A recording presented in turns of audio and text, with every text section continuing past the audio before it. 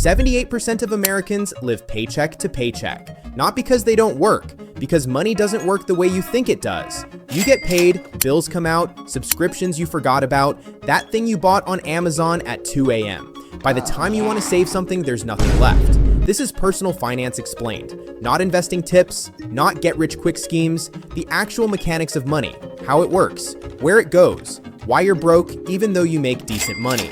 20 minutes or less. Everything you need to understand your money. Let's start with budgeting. You don't have a money problem, you have a visibility problem.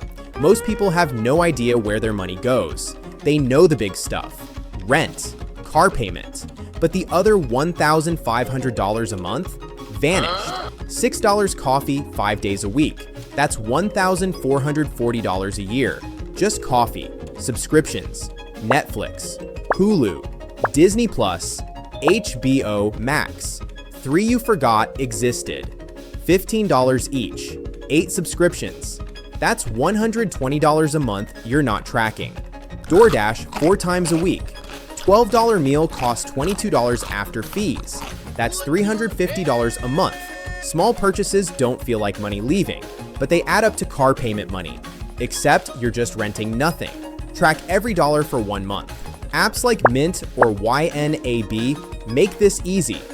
Most people are shocked. They thought subscriptions were $40.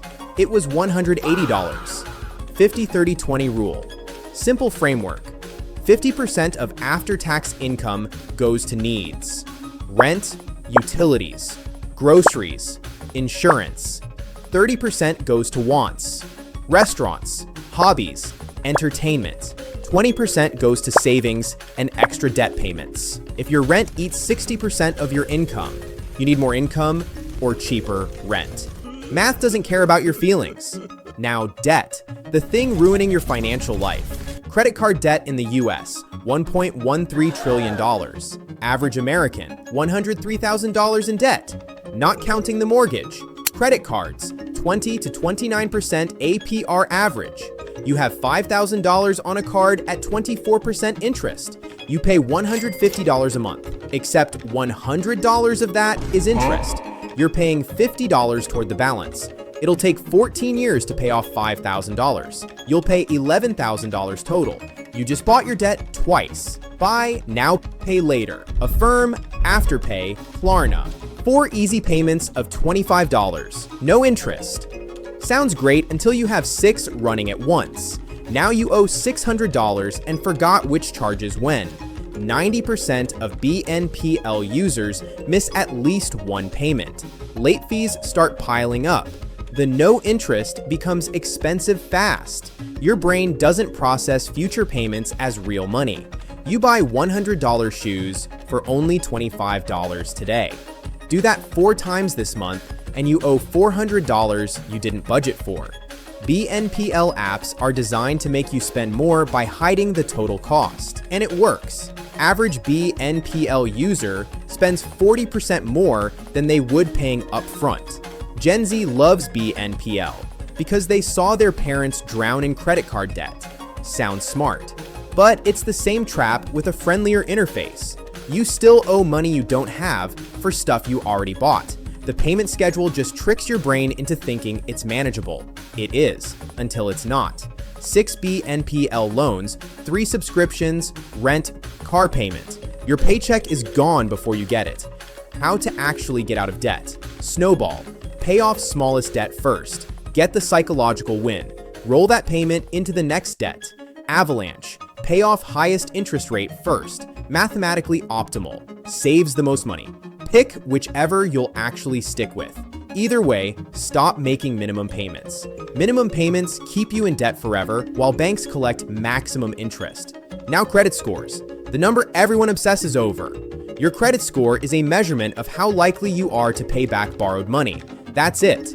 FICO score ranges from 300 to 850. Above 740 is considered excellent. Below 600 is poor. It's calculated based on payment history, credit utilization, length of credit history, types of credit, and recent inquiries. Here's what nobody tells you. Your credit score only matters if you plan to borrow money, buying a house, getting a car loan, Renting an apartment sometimes. That's when credit score matters. If you're not borrowing money, your credit score is irrelevant. It's a measurement of how good you are at managing debt. If you have no debt and don't plan to borrow, you don't need a perfect credit score. You need money. People stress about their credit score while drowning in the debt that's killing their score. Backwards. Pay off your debt. Your score will improve automatically. Don't go into debt just to build credit. That's like getting punched in the face to prove you can take a hit. But if you do need credit for a house or car, here's what matters. Pay every bill on time. Payment history is 35% of your score. One missed payment tanks it. Keep credit utilization under 30%. If you have a $10,000 limit, don't carry more than $3,000 balance. Don't close old credit cards. Length of credit history is 15% of your score. Old accounts help. Don't apply for multiple credit cards at once. Each application is a hard inquiry. Drops your score temporarily. Your credit score is a tool, not a trophy. Use it when you need to borrow. Ignore it when you don't. Now saving. The thing you'll do when you have more money. Spoiler, you won't. If you can't save on $50,000, you won't save on $100,000. You'll just have nicer problems. You get a raise, $10,000 more per year. You should save $833 more per month. Instead, you upgrade your apartment, lease a nicer car. The $10,000 vanishes. You're making more money and still broke. Congratulations, you played yourself. Pay yourself first, not last. Set up automatic transfer. $500 moves to savings immediately when paycheck hits. You can't spend what you don't have access to. Start with $1,000. Emergency fund phase 1. Car breaks down. $800 repair. You have $1,000 saved. You pay cash. You didn't go into debt. That's progress. Without that $1,000, you'd put it on a credit card. At 24% interest, that $800 becomes $1,200 by the time you pay it off. The emergency fund just saved you $400 in interest, plus the stress of debt. Then aim for 3 months of expenses. Lose your job.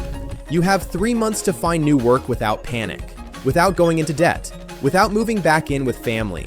Most people are one unexpected expense away from financial crisis. Medical bill, car repair, broken appliance. $1,000 emergency fund prevents that. It's the difference between a problem and a disaster. Where to keep it? High yield savings account. Not checking. Too easy to spend. Not investments. Market crashes when you need it. High yield savings. 4 to 5% interest. FDIC insured. Ally Marcus. Discover all offer them. You earn $200 to $250 a year on $5,000 just for having it sit there. Regular savings pays 0.01%. That's 50 cents a year. You're leaving free money on the table. Now investing. The thing that separates broke from wealthy. Saving is defense. Investing is offense. If you only save, inflation eats your money. Inflation averages 3% per year. High-yield savings pays 4 to 5%. You're barely beating inflation. Stock market averages 10% annual return over the long run. $10,000 in savings at 4% for 30 years becomes $32,000. $10,000 invested at 10% for 30 years becomes $174,000. Same money. Difference is $142,000. Stocks go up and down short term. That's volatility. But zoom out. S&P 500 has never had a negative 20-year period. Ever. 2008 crash. Market dropped 50%. Panic sold. Locked in losses. Recovered by 2012. Kept investing. Up 300% from the bottom. COVID crash 2020. Down 30% in 3 weeks. 6 months later, all-time highs. Your timeline matters. Need money in 2 years? Don't invest it. Don't need it for 30 years. Invest it. Time smooths out volatility. 401k. If your employer offers matching, take it. It's free money. Employer matches 4%. You put in $100, they add $100. That's instant 100% return. You will never beat that anywhere else. Not taking the match is leaving salary on the table. Don't do that. Here's the math. You make $60,000. Employer matches 4%. That's $2,400 free money per year. Over 30 years, at 10% return, that employer match alone becomes $395,000. You didn't contribute that. They did. You just had to show up and not leave it on the table. Roth IRA. Contribute after-tax money. It grows tax-free. Withdraw tax-free in retirement. Contribution limit, $7,000 per year in 2026. Max it out if you can. $7,000 per year for 30 years at 10% return becomes $1.2 million. Tax-free. That's the power of compounding. The money makes money, then that money makes money. For 30 years. With zero taxes on any of it. Index funds. Don't pick individual stocks. You'll lose. 90% of professional fund managers can't beat the market. You won't either. Buy the whole market. S&P 500 index fund. Instant diversification. Low fees. Vanguard, Fidelity, Schwab all offer them. Expense ratios under 0.1%. Crypto. Bitcoin hit $100,000 in December 2024. People who bought at $1,000 made 100 times. People who bought at $60,000 in 2021 waited 3 years to break even. Crypto is speculation, not investing. Stocks pay dividends, bonds pay interest. Crypto produces nothing. It goes up only if someone else will pay more. That's speculation. Can you make money? Yes. Can you lose everything? Also, yes. 5 to 10% of your portfolio max. Treat it like Vegas money. Now the two purchases that destroy finances, cars and houses. Average new car payment, $750 a month for 72 months. That's 6 years of payments on a depreciating asset. You drive it off the lot, it loses 20% of value immediately. Not because it's broken, because it's used now. 5 years later, you paid $45,000 for a car worth $20,000. You just lit $25,000 on fire, but it had heated seats, so worth it. Cars are tools, not status symbols. A $15,000 used Toyota Camry gets you to work the same as a $50,000 BMW. One costs $300 a month in insurance and maintenance. The other costs $1,200. That's $900 a month you could invest. Over 10 years, at 10% return, that's $184,000. Nice. You didn't buy a nice car. You sold your future for a nicer commute. Your friends won't be impressed in 10 years. Your future self will be. But everyone finances cars. It's normal. Normal is broke. 78% of Americans live paycheck to paycheck. You want to be normal? Rent is throwing money away. Buy a house. Unless you ignore closing costs, property taxes, insurance, maintenance, $400,000 house, 10% down, $40,000. Closing costs, $8,000. Mortgage at 7%, $2,400 a month. Property tax, $400. Insurance, $150. Maintenance, $200. Total, $3,150 a month. Comparable rent, $2,200. You're paying $950 extra to build equity. Except year 5. You've paid $144,000 in mortgage payments. Only $40,000 went to principal. $104,000 was interest. Your $400,000 house needs to appreciate to $440,000 just to break even on the interest. That's 2% per year. Possible, not guaranteed. Then there's mobility. Job offer in another city, $30,000 plus in transaction costs just to relocate. Renting, 30 days notice. Done. But you can become a landlord. Sure, if you want eviction costs, bad tenants destroying the place, 2 a.m. maintenance calls, and barely breaking even after expenses.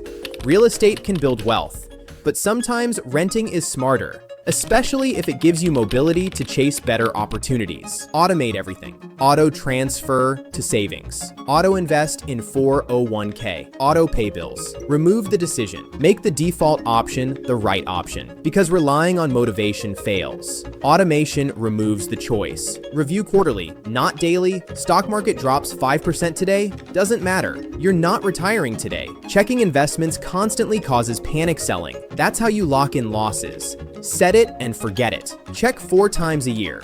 Otherwise, leave it alone. Now taxes.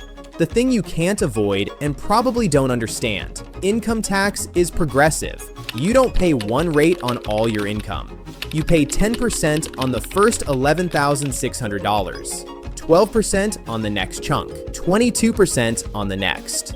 People think I'm in the 22% bracket means 22% on everything. Wrong. Your effective tax rate is lower than your marginal rate. Standard deduction for 2026. $15,000 for single filers. First $15,000 you earn is tax-free. You only pay tax on income above that. Make $50,000. You're taxed on $35,000, not $50,000. 401k contributions are pre-tax. $500 goes in, your taxable income drops by $500. You're in the 22% bracket. That $500 contribution saved you $110 in taxes. You're not just saving for retirement, you're reducing your tax bill now. Most financial advice is trying to sell you something. Financial advisors who work on commission recommend products that pay them. Whole life insurance, they push it hard, huge commissions. For most people, term life insurance is better. Cheaper premiums, same death benefit. Whole life pays the advisor $1,000 plus commission. Term pays $100. Guess which one they recommend? Fee-only advisors charge directly. No product commissions, less conflict. But most people don't need an advisor. You need a budget, an emergency fund, to pay off debt, and to invest in index funds. That's it. Not complicated, just uncomfortable. Nobody's coming to save you. The government won't bail you out. Social Security might not exist when you retire. Your financial security is your responsibility. The verdict: finance isn't complicated. It's just uncomfortable. Spend less than you earn. Pay off high-interest debt. Build an emergency fund. Invest in low-cost index funds. Avoid lifestyle inflation. That's the whole playbook. But knowing what to do is 20%. Actually doing it when your friends are taking vacations you can't afford is the other 80%. The math is simple. The discipline is hard. Most people fail not because they don't know better, but because they prioritize feeling rich now over being rich later. Your choice. Spend money you don't have to impress people who don't care, or build wealth slowly while looking broke. One path leads to financial freedom.